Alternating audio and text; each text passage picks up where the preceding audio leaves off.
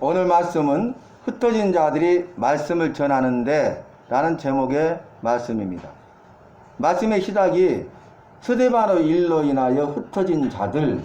스데반의 일이 무엇입니까? 초대교회 예루살렘 교회 7 집사 중에 한 사람인 스데반 집사님이 주 예수 그리스도를 전하다가 주 예수 그리스도를 위하여 자기의 생명을 들여 승거하였습니다. 하나님의 말씀 복음을 전하고 예수 그리스도의 십자가의 죽으심과 부활을 전하니까 유대인들이 이 스데반 집사의 말을 듣고 복음 증거를 통해서 마음의 찔림을 받았는데, 마음을 찔림을 받아 회개한 것이 아니라 이를 갈고 이로 인해서 돌로 쳐 스데반 집사를 죽입니다. 이 일에 가장 중추적인 역할을 했던 사람이 사울이죠. 그런데 사울과 유대인들은 스데반 집사를 돌로 쳐 죽이는데 만족하지 아니하고 그치지 아니하고 더 나아가서 믿는 자들을 핍박하고 교회를 핍박하고, 그리고 교회를 핍박하되 크게 교회를 핍박했죠. 그래서 교회에 큰 핍박이 일어나서 사도 외에는 사마리아와 땅끝까지 흩어지니라, 이 말씀을 이미 나눴죠. 그래서 이 스데반 집사의 일로 인하여서, 그리고 결국 어떻게 됩니까? 스데반 집사님은 주 예수 그리스도를 증거하다가 순교했고, 또 7 집사 중에 한 사람 빌립 집사는 주 예수 그리스도를 증거하는데, 증인의 삶을 사는데 자기 생명을 드렸잖아요. 자기 일생을 드렸잖아요. 그래서 우리가 7 집사 중에 스데반 집사와 빌립 집사의 말씀을 통해서 이들은 집사지만 그럼에도 불구하고 하나님의 말씀을 사랑하는 자들이었고 하나님의 말씀대로 사는 사람들이었죠. 여러분, 우리가 하나님 앞에 기도하고 하나님 앞에 찬송하고 또 하나님 앞에서 구제하고 전도하고 일도 하고 저 일도 하고 그 일도 하고 여러 가지 모든 일을 하는데, 이 모든 일을 할 때에 이 모든 일을 하나님 앞에 할 수 있기를 바랍니다. 우리가 하나님 앞에서 이 모든 일을 해야 돼. 그래야 의미가 있는 것이지, 우리가 이 땅에 사는 날 동안 하는 모든 일들이 하나님 앞에서 삶이 아니다면, 하나님과 관계없는 일이라면 그것은 다 헛일이에요. 헛것이에요. 그래서 코람 데오, 무슨 말입니까? 하나님 앞에서. 이 말씀은 창세기 말씀을 보면 알 수 있는데, 요셉이 보디발의 아내가 동침하자 이렇게 유혹하니까 내가 하나님 앞에서 어찌 죄를 범하리까? 이렇게 유혹을 물리쳤잖아요. 승리했잖아요. 그래서 하나님 앞에서 코람되어 하나님 앞에서 삶을 살았죠. 하나님 앞에 있다고 우리가 생각하면, 하나님 지금 내 앞에 계시다고 생각한다면 우리가 죄를 지을 수가 없죠. 죄의 유혹을 이길 수가 있는 것입니다. 그래서 종교개혁자들이 종교개혁을 할 때 코람되어 하나님 앞에서 이 모든 일을 한 거예요. 그래서 우리가 이 하나님 앞에서 삶을 살면 여러 가지 불이익을 당하게 되고 여러 가지 고난과 환난과 핍박을 당하게 된다는 것이 하나님의 말씀인 성경의 증거입니다. 우리가 믿음으로 살면 고난이 있다는 것이죠. 그런데 우리가 믿음으로 산다면 고난이 있다 할지라도 그 고난을 능히 싸워 이길 수가 있습니다. 왜냐하면 내 힘과 능력을 의지하면 이길 수가 없어요. 내 힘과 능력을 의지할 때면 피할 수밖에 없도다. 이것이 우리의 고백이에요. 그러나 우리가 믿음으로 살다가 고난을 당하면 그 고난 가운데 우리 하나님이 나와 함께 하십니다. 하나님이 나와 함께 하시고 하나님이 힘과 능력 주시고 고난 가운데 싸워 이길 수 있는 모든 것을 더해 주시는 거예요. 그러면서 너희가 세상에서 환난을 당하나 담대하라, 내가 세상을 이기었노라. 이것이 예수님의 말씀 아니에요? 너희가 믿음으로 말미암아 세상에도 고난을 당할 것인데 고난을 당하나 염려하거나 두려워하지 말라는 것이죠. 담대하라는 것이죠. 왜냐하면 내가 세상을 이기었기 때문이다. 그래서 우리는 이 고난 가운데서도 주님과 함께 동행함으로 고난을 능히 싸워 이기고 고난을 극복하고 승리할 줄로 믿습니다. 그래서 승리는 이미 보장되어 있어요. 예수님이 승리하셨기 때문에 우리도 승리자가 되는 것은 이미 보장되어 있습니다. 그래서 승리는 내 것일세, 승리는 내 것일세, 이렇게 고백하는 것 아니겠습니까? 오늘 예배드리는 저와 여러분은 우리 주 예수 그리스도로 말미암아서 승리는 내 것일세, 응답과 기적은 내 것일세, 축복은 내 것일세, 이렇게 고백하셔야 돼요. 여러분, 우리가 승리하고 응답받고 기적을 체험하고 복을 받는 비결은요, 은혜로 말미암은 거예요. 그러니까 우리가 은혜는 내 것일세 하고 은혜를 사모하고, 은혜를 사모해서 주님 앞에 나와서 예배자로 주님 앞에 영광 돌리고, 은혜는 내 것일 때 고백하는 자에게 하나님이 은혜를 주시면, 그 은혜 받는 자가 되면 우리는 승리자가 되고 응답받아 기적을 체험하는 주인공이 되고 하나님이 주시는 복의 근원으로 쓰임 받을 줄로 믿습니다.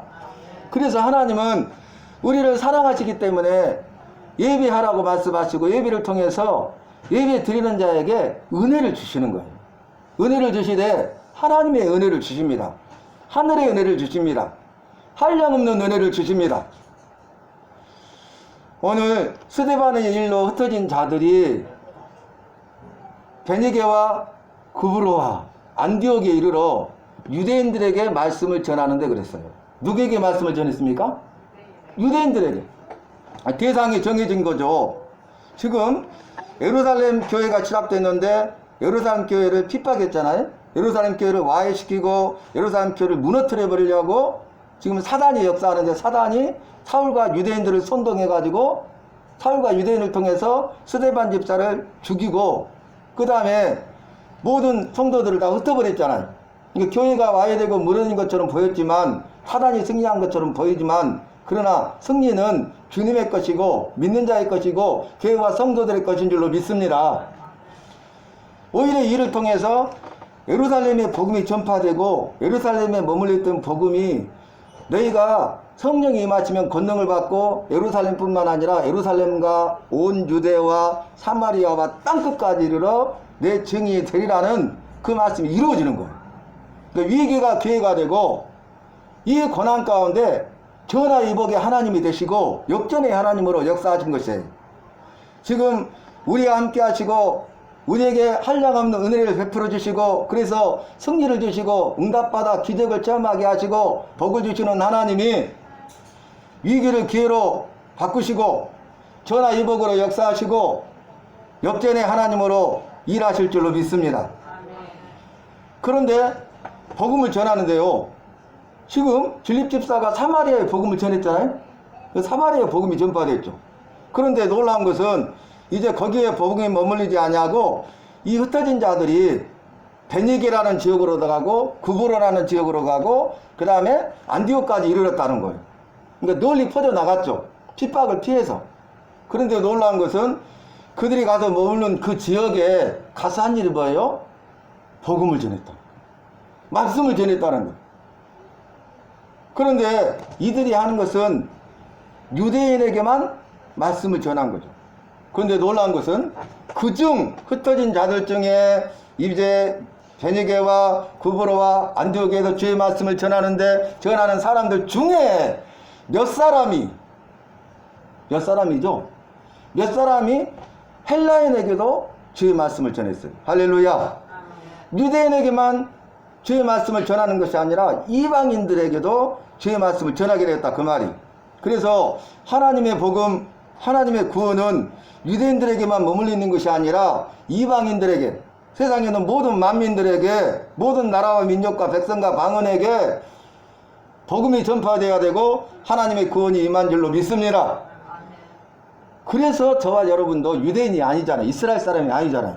그런데 전해진 복음을 통해서 주의 말씀을 듣고 우리가 내가 구원받은 백성이 된 것입니다. 그래서요, 이들이 헬라인에게도 몇 사람이 복음을 전했는데 놀라운 것은 주의 말씀을 전했다는 거예요. 주의 말씀을 전하니 주의 손이 그들과 함께하여, 할렐루야. 주님의 말씀을 전하는 곳에 주님의 손이 함께 하셔요. 주님의 손은 권능의 손입니다. 능력의 손입니다. 기적의 손입니다. 모든 문제를 해결하는 능력의 손입니다. 나를 사랑하시는 사랑의 손입니다. 나의 죄를 씻기시는 보혈의 손입니다. 주의 말씀을 전했더니 주의 손이 그들과 함께 했다는 거예요. 우리가 이 고난 가운데 내 믿음을 지키고 주 예수 그리스도를 신앙 고백하고 주님의 말씀을 전하면 주님의 권능의 손이 나와 함께 하실 줄로 믿습니다. 그래서 어떻게 됩니까? 주를 믿는 자의 수를 많이 더해졌다. 많은 사람들이 주를 믿더라. 주님의 말씀을 전했더니 주님의 손이 함께 하시니까 많은 사람들이 주를 믿게 된 거예요. 하나님의 택한 백성들을 구원하여 살리는 데 쓰임받게 된 것입니다. 이들이 생각할 때는 이방인들의 복음이 전파되고 이방인들 중에 구원받을 백성들이 있겠느냐 이렇게 생각했죠. 그런데 놀라운 것은 하나님은 이방인들도 구원하기를 원하신다는 거예요. 왜냐하면 하나님은 유대인만 만든 것이 아니라 세상에 있는 모든 사람을 하나님이 만드시고 하나님의 형상대로 만드셨고 너는 내 것이라 내가 너를 지명하여 불렀나니 너는 내 것이라 말씀하셨죠. 내가 너희를 창조한 것은 내 이름을 찬송케 하려 함이니라 이렇게 말씀하시고 이제 잃어버린 자를 찾아 구원하여 살려내서 다시 찬송을 받으시고 영광을 받으시고 그 구원받은 백성들에게 주마 약속하신 은혜와 복을 주시는 분이 바로 우리가 믿는 하나님 아버지십니다. 그래서 놀라운 것은 이제 안디옥이라는 지역에 주의 말씀을 전하니까 주의 손이 함께해서 많은 사람이 주를 믿게 되니까 예루살렘에 있는 사도들이 이 소문을 들었어요. 그래서 누구를 보내냐면 바나바를 보냅니다. 여러분, 바나바는 어떤 사람입니까? 바나바는 예루살렘 교회의 성도예요. 그런데 그 3,000명이 회개하여 예루살렘 교회가 시작되고 5,000명이 믿고 더 나아가서 남녀의 수가 믿고 허다한 수가 믿고 이방인들도 믿고 제사장의 무리도 이 말씀에 복종하고 이렇게 교회가 커지잖아요. 셀 수 없이 많은 성도들이 있는데 이 바나바가 어떤 사람이냐면 믿는 무리가 한마음과 한뜻이 되어 함께 있어 서로 물건을 통용하고 자기 것을 누구도 자기 것이라 말하는 자가 없었다. 그렇게 말씀하시면서 바깥 집이 있는 사람은 바깥 집을 팔아가지고 그 소유를 제자들의 사도들의 발 앞에 갖다 두며 사도들이 각 사람의 필요에 따라 나눠주니 믿는 무리 가운데 필접한 자들 가난한 사람이 한 사람도 없었더라. 기억나시죠? 근데 그 일에 대표적으로 모델로 했던 사람이 누구예요? 설선수범했던 사람 바나바죠. 바나바가 밭을 팔아서 사도들의 발 앞에 두니라. 지난번에 말씀 묵상했잖아요. 이 바나바. 그래서 사도들이 이 바나바를 뭐라고 합니까? 이 바나바는 구브로 섬 출신이에요. 오늘 구브로 나오죠? 섬이에요, 섬. 그리고 본명이 요셉이에요. 그리고 일개의 성도입니다. 그런데 사도들이 인정을 하는데 뭐라고 별명을 붙여줬어요? 요셉을 바나바라 그랬죠. 바나바라는 별명을 붙여줘요. 이 바나바라는 말은 뭐냐면은 이로하는 자. 얼마나 이로하기를 잘했는지 이로하는 자라는 저 요셉은 이로하는 자다. 바나바다. 이렇게 별명을 붙여줬어. 그래서 그때 이후로 바나바라는 이름으로 이제 불려집니다. 그리고 이 바나바는 사울이 다메섹 가는 길에 부활하신 주님을 만나 회심하잖아요. 그리고 담대히 주 예수 그리스도를 전하니 핍박하니까 이에 더 힘을 얻어서 주 예수 그리스도를 전했죠. 그리고 예루살렘에 돌아와서 믿는 무리와 함께 하려고 하니까 제자들이요 이 말을 믿지 않아요. 두려워하더니 두려워할 수밖에 없죠. 왜냐하면 사울은 악명 높잖아요. 그래서 성도들을 잡아서 옥에 가두고 매질하고 스데반 집사를 죽이고 이런 일에 동참했던 자잖아요. 저가 또 어떻게 우리를 미혹해서 우리를 잡아가려고 하는가 보다 두려워하잖아요. 아무도 믿지 않았어요. 그때 바나바가 역할을 하죠. 바나바가 사울이 어떻게 예수 그리스도를 만나게 되고 회심하여 구원받게 되었는가에 대해서 말하죠. 그래서 사도들이 그것을 인정해요. 누구의 말이니까? 바나바의 말. 그래서 그때부터 이 사울이 예루살렘 교회의 일원이 되고 사도들과 함께 교제하니라. 무슨 말인지 이해되시죠? 그 바나바를 안디옥 지방에 보냈다는 거예요. 그러니까 바나바가 가서 그 믿는 무리를 보면서 뭐라고 하냐면 너희는 마음을 굳게 하여 주와 함께 머물러 있으라 이 말을 합니다. 권면하는데 뭘 권면하냐면 그 말의 핵심이 너희는 마음을 굳게 하라는 거예요. 뭘 굳게 하라고요?